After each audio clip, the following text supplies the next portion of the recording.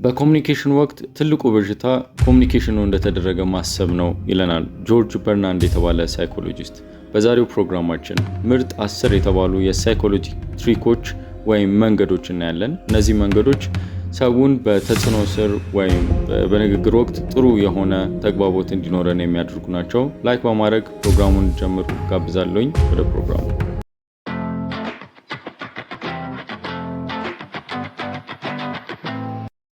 የመጀመሪያው የሳይኮሎጂ ትሪክ ዘ ፓወር ኦፍ ሚረሪንግ ይሉታል፣ ወይም ደግሞ ማስመሰል ልንለው እንችላለን በአማርኛ አቻ ትርጉሙ።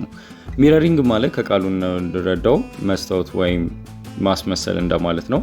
በተቃራኒ እየተነጋገረ ያለውን ሰው ድርጊቱን ማስመሰል ማለት ነው።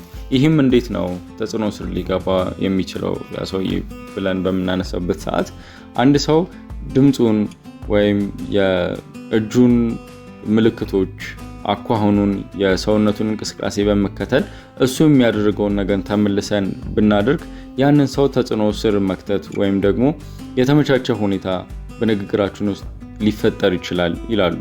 ይሄ እንዴት ነው የሚሰራው ካለን አንደኛ ሰዎች ከነሱ ጋር ተመሳሳይ ነገር ያላቸውን ሰዎች ይመቻቸዋል። ስለዚህ ይሄ ምቹ ሁኔታ ይፈጥርለታል። ስለዚህም መተማመን በመፍጠር የተመቻቸ ንግግር ይፈጥራል። ሌላው በውስጡ አእምሮ ውስጥ ወይም ሰብኮንሺየስሊ ማለት ነው ያ ሰው እንዲወድህ ያደርገዋል ማለት ነው። እነዚህን እንቅስቃሴዎች ሚሚክ ሲደረግ ወይም ከሱ ጋር መመሳሰል ስንጀምር ማለት ነው። ስለዚህ እንዴት ነው ማድረግ ያለብን ይህን ነገሮች ስንል አንደኛ ለምሳሌ እሱ ዝግ ባለ ድምፅ እያወራ ከሆነ በተቃራኒ ያለው ተመሳሳይ እኛም የድምጸታችን ሁኔታ በዛው ልክ መሆን አለበት። የሚያሳያቸው አንዳንድ የሰውነት እንቅስቃሴዎች ካሉ እሱን መከተል የተመሳሳይ ሁኔታ ወይም ተመሳሳይ ጸባይ ላይ ተመሳሳይ ደረጃ ላይ እንዳለ እንዲያስብ ያድርጓል ማለት ነው አእምሮ። ይህ የመጀመሪያው ትሪክ ነው the power of mirroring። ሁለተኛው the pause trick ይሉታል the pause trick። ይሄኛው በንግግር ወቅት በተቃራኒ ያለውን ሰው ከተናገረ በኋላ ወዲያው መመለስ ሳይሆን ለትንሽ ሰከንድ ዝም or pause ማድረግ ነው ማለት ነው እንደሰሙ። አንደኛ ሰውየው ዝምታው ትንሽ ስለሚጨንቀው ቶሎ ወሬውን መቀጠል ይፈልጋል ማለት ነው። በዚህም መጀመሪያ ካሰበው በላይ ብዙ ኢንፎርሜሽኖች ሊያወጣ ይችላል።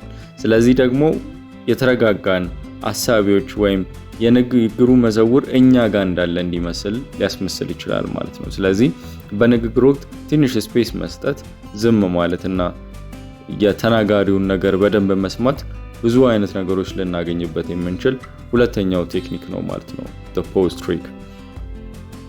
ሶስተኛው የሚያነሱት ቤንጃሚን ፍራንክሊን ኢፌክት ይባላል። make others like you more ይላል እንደ ስሎጋኑ ማለት ነው የዚህ ታይትል። ሰዎች እንዲወዳችሁ ከፈለጓችሁ እርዳታን መስጠት አቁማችሁ ትንሽ እርዳታ እንዲደረግላችሁ ጠይቁ ይላል የዚህ የሳይኮሎጂ ትሪክ ሐሳብ።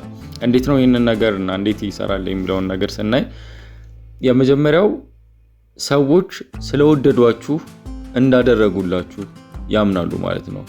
የተወሰነ ፌቨር ስትጠይቋቸው አንድን ሰው ኦኬ ይህንን ነገር ያረኩለት ስለወደድኩት ነው እንጂ አላደርግለትም ነበር የሚል የአእምሮ ጨዋታ አእምሯቸው ውስጥ ይፈጠራል ማለት ነው። አእምሯቸው እንደዛ ማሰብ ይጀምራል። ስለዚህ ይህንን ተርቶ በቀጣይም የሆነ ነገር ብጠይቋቸው ለማድረግ ዝግጁ ይሆናሉ ማለት ነው። ስለዚህ የተለያዩ ትናንሽ የእርዳታ ጥያቄዎችን መጠየቅ ሊሆን ይችላል። ለምሳሌ እቺን ዕቃ ትይዝልኛለህ፣ የተወሰነ ደቂቃ ያቺን ታቀብለኛለህ። እንደዚህ ትናንሽ ነገሮች ሲሆኑ ለመጀመሪያ ኮሙኒኬሽን በተለይ ኦኬ የሆነ ነገር ጥሎብኛል ይሄ ሰውዬ ወይም የሆነ ነገር ረድቼዋለሁ የሚል የአእምሮ ሁኔታ ስለሚፈጠር እነሱ ጋር ጥሩ የሆነ ግንኙነት ይፈጠራል ማለት ነው። ስለዚህ በእነዚህ ትናንሽ ጥያቄዎች መጀመር እንችላለን ይላል። ስለዚህ the ቤንጃሚን ፍራንክሊን ኢፌክት ሶስተኛው የሳይኮሎጂ ትሪክ ነው። በአራተኛ ደረጃ የምናየው the compliment sandwich የሚል ነው። ይሄኛው ደግሞ በስራ ወይም ሌሎች ነገሮች ሊሆኑ ይችላሉ ፈጠራ በሚያደርጉ ሰዎች ላይ አስተያየቶችን በምንሰጥበት ጊዜ ወይም ትችት በምናቀርብበት ጊዜ ቀጥተኛ ትችት ለነገሩ ከመስጠት ይልቅ ጥሩ በሆኑ ሐሳቦች ያንን ትችታችንን ሳንዱች እናድርገው ወይም መሃል ላይ እናስገባው ነው። ምንድነው ይሄ ሐሳብ ወይም the compliment sandwich የሚባለው?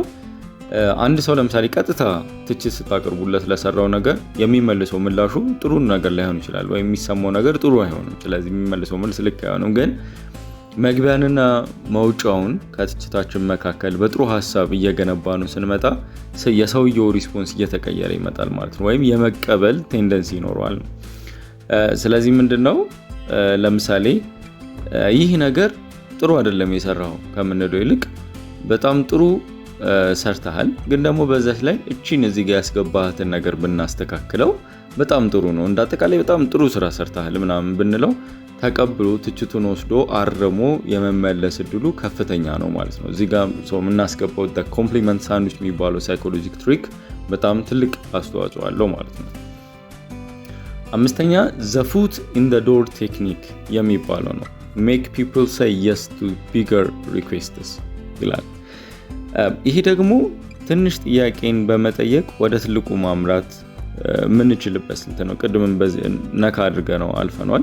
እንዴት ነው የሚሰራው የሚለውን ስናይ አንደኛ ሰዎች ትንሹን ጥያቄ እሺ ካሉ በኋላ ቀጣይ የምትጠይቋቸውንም ጥያቄ በዛው ፍሎ አእምሯቸው እንዲሄድ ማስገደድ ነው ይሄ ቴክኒክ ማለት ነው። የመጀመሪያውን ጥያቄ ትንሿን እሺ ብሏል፣ ሶ ኔክስት ላይም ሲመጣ ጥሩ ሙድ ላይ ከሆኑ ወይም እሺ ተባብላችሁ በእንደዚህ አይነት ሁኔታ ውስጥ ስለቆያችሁ ቀጣይ የሚመጣውንም ጥያቄ በዛው መልክ ማስተናገድ ይፈልጋሉ። ሶ እሺ ማለት ቴንደንሳቸው ከፍተኛ ይሆናል። ስለዚህ ያቺን ትሪክ ተጠቅማችሁ ቀጣዩንም ጥያቄ እሺ እንዲሉ ማስፈዋል ማለት ነው። ስለዚህ the foot in the door ቴክኒክ የሚባለው ይሄ ነው ማለት ነው። በአንጻሩ ሌላ ስድስተኛ የሚያነሱት ነገር ምንድነው? the door in the face ቴክኒክ የሚባለው ነው። ይሄ ደግሞ ቅድም ካነሳ ነው the foot in the door ቴክኒክ በተቃራኒው ያለ ሐሳብ ነው። ይሄ ደግሞ ምንድነው የሚለው መጀመሪያ ትልቁን ጥያቄ አስቀድሙና ከዛ ትንሹን ጥያቄ አስከትሉ ነው። ይሄኛው ሐሳብ ምንም በማስመልከት ነው ኢግኖራንስን ኤክስፔክት አድርገን የምናነሳው ቴክኒክ ነው። ያ ማለት ምንድነው ጥያቄያችን ተቀባይነት እንደማያገኝ እሱን ኤክስፔክት አድርገን ስንሄድ ይህንን ቴክኒክ ብንጠቀም ጥሩ ነው። ያ ማለት ምንድነው ትልቅ ጥያቄ እንጠይቃለን። መጀመሪያ ትልቁን ጥያቄ ስንጠይቅ ኢግኖር ተደረገብን ወይም አይቻልም ተባለ። ዜን ትንሿን ጥያቄ ስንጠይቅ አንደኛ ትንሿ ጥያቄ ከትልቁ አንፃር ጋር ሲነጻጸር ማለት ውሃ የሚያነሳ ነው፣ እሺ የሚያስብል ነገር ይሆናል። ሁለተኛ ደግሞ ባያስብል እንኳን ወይም ፖሲቢሊቲ ቢኖረው 50-50 እሺም እምቢም ለማለት የመጀመሪያውን እምቢ ስለተባለ ሰውየው ትንሽ አእምሮ ውስጥ ጸጸት ሊኖር ይችላል። የመጀመሪያውን እምቢ ይሄኛውንም እምቢ ማለት ትንሽ ስለሚከብደኝ ሁለተኛውን እሺ ልል እችላለሁ የሚል ሐሳብ አእምሮ ውስጥ እንዲመጣና ሁለተኛውን እሺ እንዲል ያደርጋል ማለት ነው። ይሄኛው ቴክኒክ ያ ነው the door in the face ቴክኒክ የሚባለው። ለምሳሌ እናንሳ፣ አንድ ሰው 100 ብር ስጠኝ አለ ማለት 100 ብር ስጠኝ አላችሁት እንበል አንድን ሰው። ከዛ አይ አልሰጥም አለ። እሺ በቃ 50 ብር ስጠኝ ሲል ሁለቱንም ጥያቄዎች ኢግኖር ማድረግ አይችልም ሰውዬው። የመጀመሪያውን ኢግኖር አድርጓል፣ ሁለተኛውንም እንዴት ኢግኖር አደርጋለሁ? ትንሹን ጥያቄ ጠይቆኛል፣ ቢያንስ ይሄንን እሺ ልበለው የሚል የአእምሮ ጨዋታ አእምሮ ውስጥ ስለሚመጣ ሁለተኛውን ነገር እሺ ማለት ቻንሱ ከፍ ይላል ማለት ነው። ያ ነው ይሄ ስድስተኛው the door in the face ቴክኒክ የሚባለው ማለት ነው። ስለዚህ እንደየሁኔታው መጠቀም እንችላለን ይሄኛውን ቴክኒክ ወይም ደግሞ ቅድም ያነሳነውን the foot in the door ቴክኒክ ከሁለቱ አንዱ ቴክኒኮች በመጠቀም ነገሮችን እሺ የማስባል ጥያቄዎችን ተቀባይነት እንዲያገኙ ማድረግ እንችላለን ማለት ነው። ሰባተኛው the power of eye contact ነው። ይሄ ብዙ ጊዜ ብዙ ቦታ ላይ የሚነሳ ነው። አይን እያዩ ማውራት፣ አይ ኮንታክት ከሰዎች ጋር መፍጠር ጥሩ ነው ማለት ኢንፍሉዌንስ እና ኮንፊደንስ እንዲኖረን ወይም ያለን እንዲመስል ያደርጋል ማለት ነው። ብዙ ጊዜ ያው አይኑን ሰብሮ የሚናገር ምናምን ሌባ ነው ይባላል በእኛም ሀገር ልማድ። ስለዚህ ሰው አይኑን እያየ ሰባይም ደግሞ አይናፋር ነው ማለት ነው።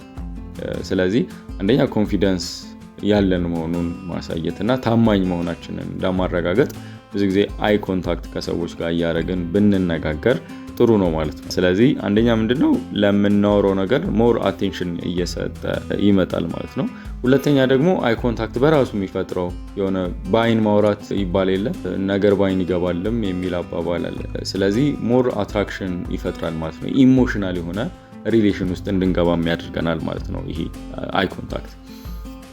ስለዚህ ምንድነው የሚመከረው ከ3 እስከ 5 ሰከንድ የሰዎችን አይን እየተከተሉ የአይን ሁኔታቸውን እየተከተሉ ማውራት ጥሩ ነው። ያው በጣም ነርቨስ የሚሆኑ ሰዎች ይኖራሉ እንደዚህ አይነት ነገር ሲኖር አይናቸውን ማየት ምናምን፣ በዛን ጊዜ ያው ከአይናቸው መካከል ያሉ ቦታዎችን ተመልክተን ከዛ በኋላ ትንሽ ላቀቅ ሲሉ ወደዛው አይ ኮንታክት መመለስ እንችላለን። በእንደዚህ አይነት ሁኔታ ማድረግ ጥሩ ውጤት ያስገኛል ተብሎ ይጠቀሳል ማለት ነው።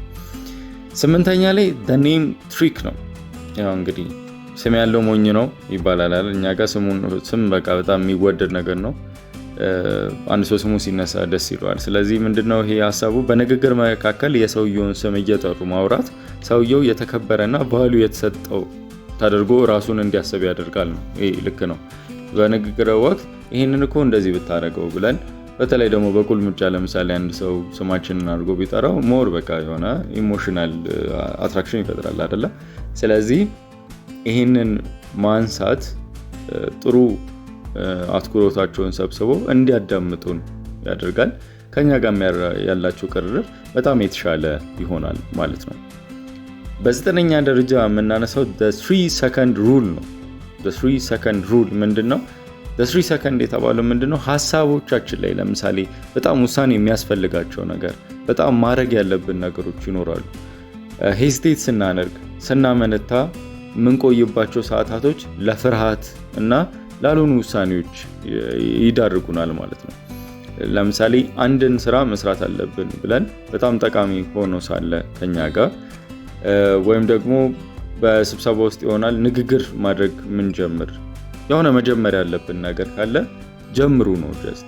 ምክንያቱም በቆየን ሰዓት በተዘናጋን ሰዓት አንደኛ እንደዚህ ብዙ አይነት ሀሳቦች ወደ አእምሯችን ይመጣሉ። ይሄን ባላደረገውስ እንደዚህ ነው እንደዛ ነው ስንል ማድረግ ያለብንን ነገር ሳናደርግ እንቀራለን ነው። so the 3 second rule ምንድነው? መሮጥ ካለብህ 1 2 3 go just root jump park do whatever you have to do ነው ማለት ነው የዚህ። ስለዚህ the 3 second rule ነገሮችን በፍጥነት በቶሎ ውሳኔ ሰጥተን እንድንሄድ የሚያደርገን ነው ማለት ነው። 10ኛው the scarcity principle ይባላል። ይሄ ምንድነው ደግሞ? the scarcity principle as the name indicates ስኬርሲቲ ሲኖር ወይም እጥረት ሲኖር የሆነ ሰዎች ይፈልጋሉ። ለምሳሌ እያለቀ ነው ሲባል ያለቀ ነገር ነው፣ ሊሚትድ ነገር ነው፣ ገደብ ያለው ነገር ነው ይሄ ነገር ሲባል ያንን ነገር የማግኘት ጉጉታቸው ከፍ እያለ ነው የሚመጣው። ስለዚህ ሰዎች የተገደቡ ነገሮችን ለማግኘት ያላቸው ፍላጎት ከፍ እያለ ስለሆነ እኛ ጋር የያዝነው ነገር የተገደበ እንደሆነ ሊያልቅ እያለ ያለ ነገር እንደሆነ ብናስረዳ ሰዎች ወደኛ ይመጣሉ ማለት ነው። ለምሳሌ ይሄንን በሴልስ ፐርሶኖች ልናየው እንችላለን ወይም በሌሎች ማስታወቂያዎች ላይ አይተን ከሆነ የቀሩን ቦታዎች ውስን ናቸው ምናምን ነገር ይላል አይደል ማስታወቂያ ላይ። ይሄ ምንድነው? ኦኬ ምንድነው ውስን ነገር? ሳያልቅብኝ ቶሎ ልግዛ ምናምን ነገር ቶሎ ላምጣው ላግኘው የማለት ሐሳብ ይፈጥራል ማለት ነው ሰዎች ላይ። ሌላው ደግሞ ለምሳሌ ስልክ ላይ በቃ 5 ደቂቃ ነው ያለኝ ቶሎ ላውራ ምናምን አለ አይደል? ቶሎ አውራኝ ምናምን ቶሎ ኮሚኒኬት እናድርግ አይነት ነገሮች ተፈላጊ እንድንሆን ሞር ያደርገናል ማለት ነው። ያው ይሄ ነገር ግን ምንድነው? ጄኒዩን ሲሆን ፌክ የሆነ እርጀንሲ ፌክ የሆነ ማሯራት ሲሆን ትክክለኛ መሬት የተረገጠ እውነታ ሲሆን እነዚህ ነገሮች መጠቀም የተሻለ ተፈላጊ እንዲሆን በእቃውም ሲሆን በእኛም ፐርሰናሊ ያደርገናል ማለት ነው። እንግዲህ የዛሬው ፕሮግራም ይሄ ነበረ። ምርጥ 10 የሳይኮሎጂ ፕሪንሲፕሎች ሰዎችን በተጽዕኖ ስር ለማድረግ ወይም ግንኙነታችንን ወደ ተሻለ ደረጃ ለማሳመር ይጠቅማሉ ያልኳችሁን ወደ እናንተ አቅርቤያለሁ። ላይክ፣ ሼር፣ ሰብስክራይብ በማድረግ የቻናሉ ቤተሰብ እንድትሆኑ ጋብዛለሁኝ። በቀጣይ ሳምንት በተሻለ አሪፍ ፕሮግራም እስከምንገናኝ ድረስ ሰላም ለእናንተ ይሁን። ቴዲ ነበርኩ።